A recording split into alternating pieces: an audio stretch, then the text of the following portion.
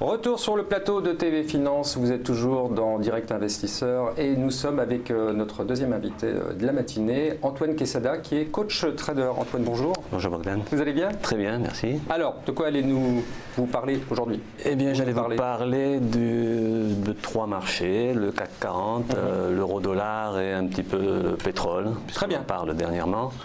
Alors voilà. on y va. Alors, on a sous les yeux ici le graphique du CAC 40 en hebdomadaire. J'étais venu il y a un mois sur ce plateau et à ce moment-là, le CAC 40 se situait sur la zone des 5400 points, qui pour moi était une zone un petit peu intermédiaire, puisque dans ce graphique que vous avez là, on a ce qu'on appelle un biseau d'élargissement ascendant, qui est une figure d'essoufflement de hausse, mais qui faisait l'objet d'un potentiel de hausse qui visait le sommet de cette droite, de cette oblique, qui nous amenait vers les 5600 points. Ce qui a été atteint hier, effectivement. Mais c'est vrai qu'à ce moment-là, précisément, et on le verra, on peut passer sur le graphique du suivant, qui est en journalier. Voilà, là vous avez les différents ratios de Fibonacci, puisque moi dans ma façon d'enseigner, dans ma méthode d'analyse technique, j'utilise les divergences, les figures chartistes et les ratios de Fibonacci. Et donc là, j'avais expliqué que nous avions une divergence haussière classique qui allait booster ce double bottom que nous avons ici, donc ce double creux, qui allait lui donner un potentiel de hausse que l'on pouvait reporter et qui était fixé à 5571, mais avec l'oblique haussière qui nous amenait vers les 5600. Et donc les 5400 points, il y a un mois, correspondaient à une zone sur laquelle le marché aurait pu revenir sur cette ligne de cours qui est la ligne intermédiaire à 5300 points.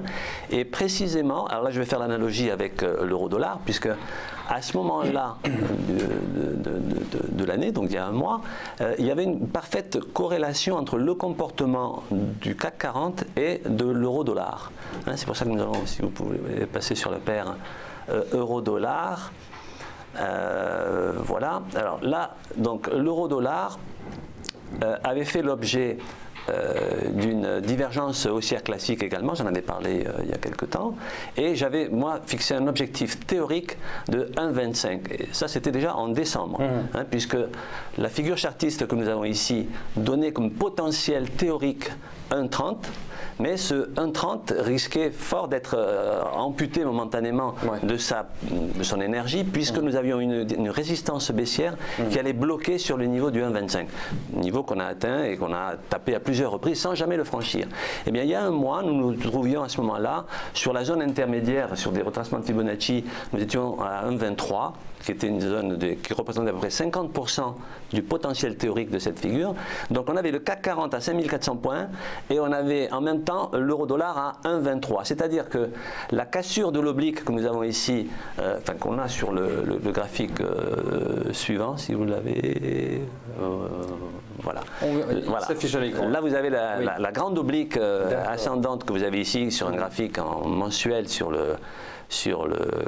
l'euro-dollar, montre très bien que si on cassait donc sur la zone des 1,23 qui correspondait à 50% du potentiel théorique de hausse, cette cassure allait, si elle se produisait, elle s'est produite quelques jours après mon intervention ici, allait ramener très certainement l'euro-dollar sur sa zone de support qui se trouve au niveau du 1,17, 1,16, et par la même occasion allait libérer le potentiel de hausse qui restait à la figure chartiste du CAC 40 pour aller chercher les 5600 points. Et donc tout ça s'est produit dans le courant de ce mois dernier. D'accord. On a vu tous vos graphiques?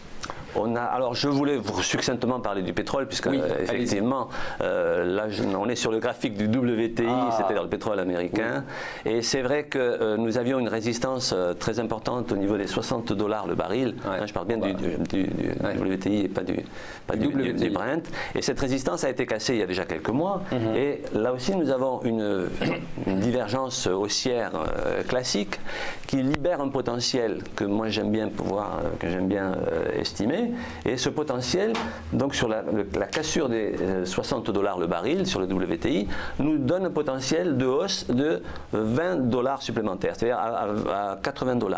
Ceci dit, nous avons là aussi, comme nous l'avions sur l'euro-dollar d'ailleurs, nous avons ici sur le WTI une oblique baissière dont le point de contact serait un troisième point et qui se situe au niveau des $77 à peu près. Ouais, c'est-à-dire que 72, donc on peut aller taper les 77. On peut aller taper les 77, bien que le potentiel soit légèrement supérieur, mais le 77 risque d'être un frein momentané. Le patron de Total pense comme vous, hein. Lui il pense même que ça va aller à $100. Il parle du Brent là, mais sur le WTI. C'est vrai qu'il y a 10% à peu près d'écart sur le Brent.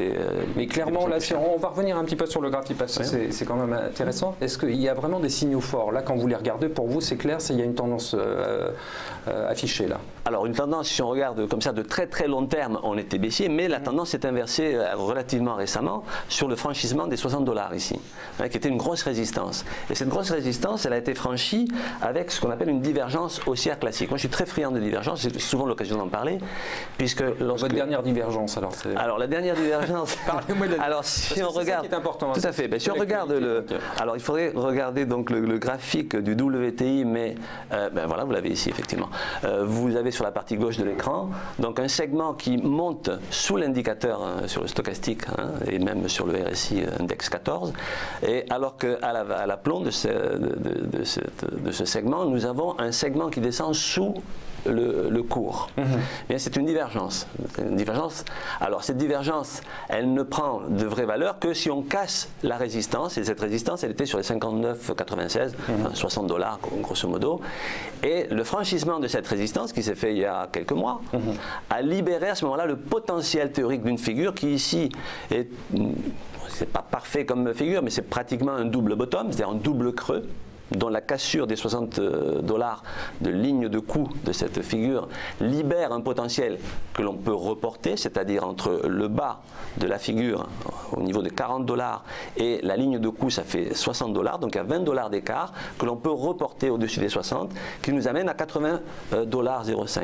Et ces $80,05 correspondent donc à 100% d'extension de Fibonacci, évidemment avec des paliers intermédiaires que vous voyez sur la droite de l'écran, et actuellement on se situe sur la zone des 61,8% de Fibonacci, qui est un seuil, techniquement souvent assez compliqué à franchir, sur lequel on bute un petit peu, mais qui va, si on le dépasse, libérer le potentiel restant de la figure.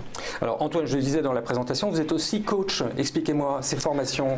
Vous expliquez un petit peu. Oui, bien entendu. Qui peut être intéressé? Ça s'adresse à qui? Alors moi j'ai découvert l'analyse technique il y a une quinzaine d'années. Oui. Et c'est devenu une passion parce que j'ai vu qu'en fait elle traduisait le comportement des investisseurs. D'accord. Je ne suis pas un passionné de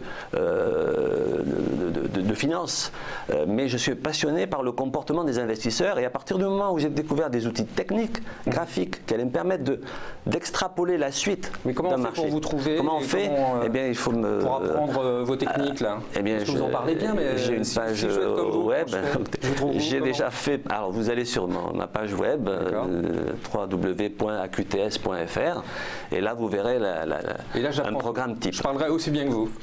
Vous m'appellerez, je vous formerai, et vous saurez effectivement lire un marché et extrapoler avec une forte probabilité, tout en y mettant de la sécurité nécessaire, parce que la suite des marchés. Antoine, en tout cas, merci beaucoup pour toutes Bogdan. ces explications, et très bon week-end. Merci à vous. Au revoir.